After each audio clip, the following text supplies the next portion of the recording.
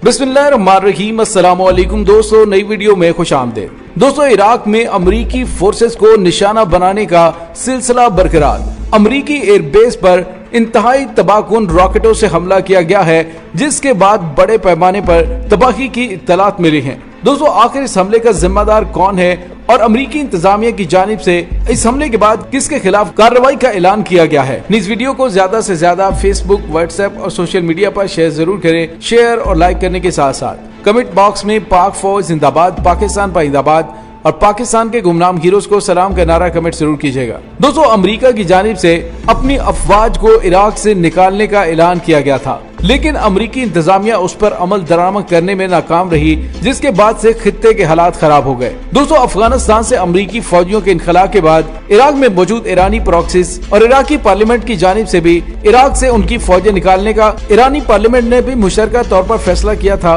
कि अमरीकी अफवाज का अब खित्ते में कोई काम नहीं है, लिहाजा वो अपने तमाम फौजी अड्डे बंद करके इराक से निकल जाए। दोस्तों, इसके साथ ही अमेरिका की जानिब से इराक में मौजूद अपने 8 में से 3 फौजी अड्डे बंद करने का फैसला भी किया गया और आने वाले वक्तों में उसमें बड़े पैमाने पर कमी लाने का भी ऐलान किया गया। दोस्तों, इस तमाम हालातों वाकयात का नुक्ता आगाज 2014 था कि जब नाम-ए-हाथ दौलत इस्लामिया के हाथ आने वाले अल-कायम इराक का पहला खिता था और 2017 में इराकी फोर्सेस की जानिब से वापस लिए गए इलाकों में शामिल था।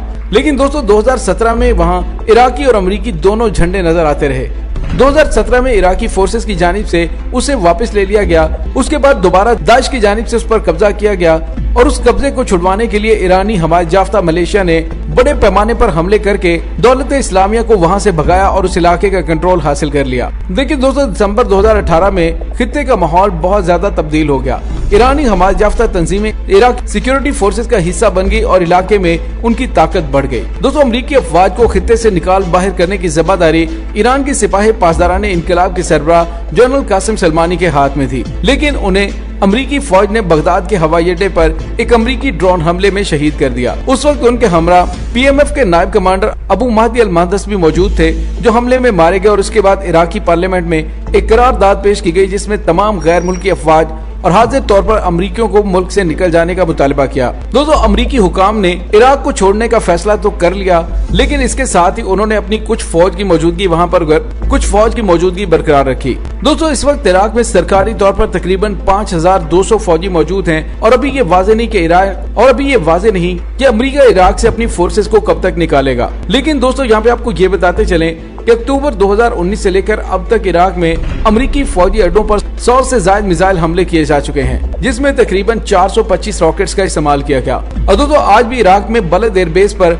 अमरीकी फौजी तंसीबात पर कम से कम 5 रॉकेट दागे गए हैं, जिनमें से कम 2 रॉकेट जहाजों की मरम्मत करने वाली अमरीकी फर्म की फिजिबिलिटी पर जा लगे। रॉकेटों ने बगदाद के शुमाल में बलद हवाई अड्डे को निशाना बनाया और 2 रॉकेट अमरीकी कंपनी सैली पोर्ट की इमारत और कैंटीन से टकराए। इस वाक़े में कम से कम 2 अफराद के जख्मी होने की खबरें गर्दिश कर रही हैं। और दोस्तों, बताया जा रहा है कि हमले के बाद अमरीकी हेलीकॉप्टर को बलद एयरबेस के अतराफ में परवाज करते हुए देखा गया है।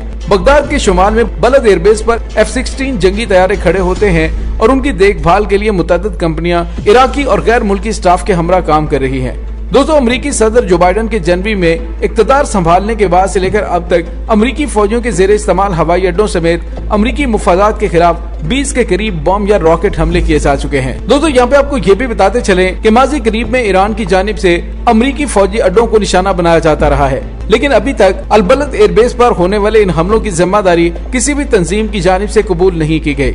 दोस्तों, देखा जाए तो माजी में ईरान की जानिब से इराक में अमेरिका के फौजी अड्डों पर जनरल कासिम सलमानी की शहादत के बाद अल-असद एयरबेस और अरबील एयरबेस को निशाना बनाया गया था, जो कि अमरीकी फौज के बड़े और तारीखी अहमियत के हामिल एयरबेसेस हैं। दोस्तों, अल-असद में इराक की दूसरी बड़ी एयरबेस है, जो बगदाद के मगरिब में 180 किलोमीटर दूर अलम्बार सूबे में वाक़ है और ये अड्डा 1980 में साबिक यूगोस्लाविया के ताउन से तामीर किया गया था और ये शाम के बॉर्डर से सिर्फ 135 किलोमीटर के फासले पर है। दोस्तों, इराक पर अमरीकी और इत्तेहादी हमलों के दौरान ऑस्ट्रेलिया की खुसूसी अफवाज ने 2003 में उस अड्डे पर कब्जा किया था, जब अमरीका के इराक में 1,50,000 के करीब फौजी तैनात थे। तो ये अड्डा अमेरिका के इस मुल्क में दूसरा बड़ा ठिकाना था। दोस्तों, इस वक्त इराक में तकरीबन 5200 फौजी मौजूद हैं और दिफाई वेबसाइट ग्लोबल सिक्योरिटीज के मुताबिक उस बेस में 2 रनवेज हैं, जिनका रकबा 4-4 किलोमीटर से ज्यादा है। इनमें 3 मुरब्बा किलोमीटर पर मुहित हथियारों को जखीरा करने वाली इमारत भी मौजूद है और ये अड्डा 2011 में इराक की फौज को वापस किया गया था। अब ये इराकी आर्मी के 7वें डिवीजन का हेडक्वार्टर भी है। उसमें एक इन्फेंट्री स्कूल भी है। ताहम 2014 में शाम और इराक में दाइश के खिलाफ फिजाई ऑपरेशन शुरू होने के बाद इस अड्डे को अमरीकी और इत्तेहादी फौजें फिर से इस्तेमाल कर रही हैं।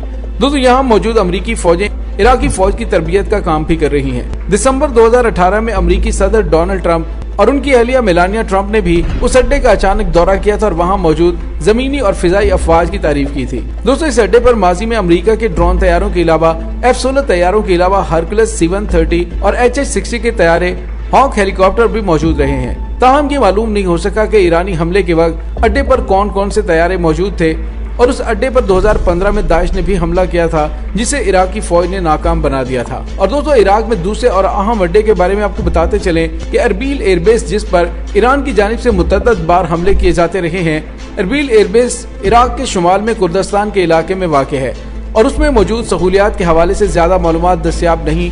ताहम ये इराक और शाम में दाइश के खिलाफ अमरीकी और इत्तेहादी फौजी कार्रवाइयों में अहम किरदार अदा करती हैं। दोस्तों, मैं अपनी प्रीवियस वीडियो के अंदर भी जिक्र कर चुका हूं कि ईरान की जानिब से अमेरिका को खित्ते से निकालने के लिए ये एक नई जंगी हिकमत अमली अपना ली गई है, क्योंकि अफगानिस्तान से अफगान तालिबान ने जिस तरह से अमरीकी फौज को निकाला है उसमें उनकी जानिब से मतवातर और लगातार अमरीकी और इत्तेहादी अफवाज पर हमले हैं, जिसने अमरीका को ये फैसला करने पर मजबूर किया।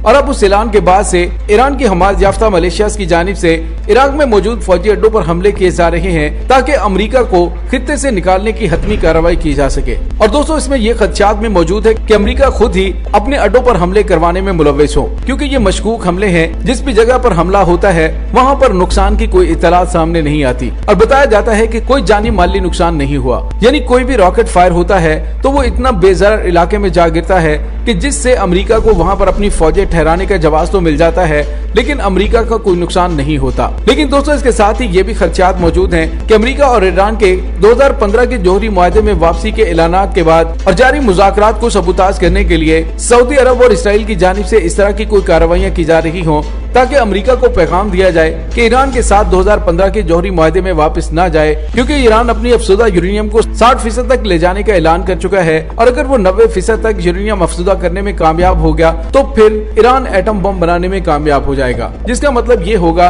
कि अमेरिका और इसराइल की खित्ते से हमेशा के लिए छुट्टी हो जाएगी। दोस्तों, इसके साथ ही डॉक्टर अली को इजाजत दीजिए। इंशाल्लाह बहुत जल्द मिलते हैं एक नई वीडियो में। तब तक के लिए अपना बहुत सारा ख्याल रखिएगा।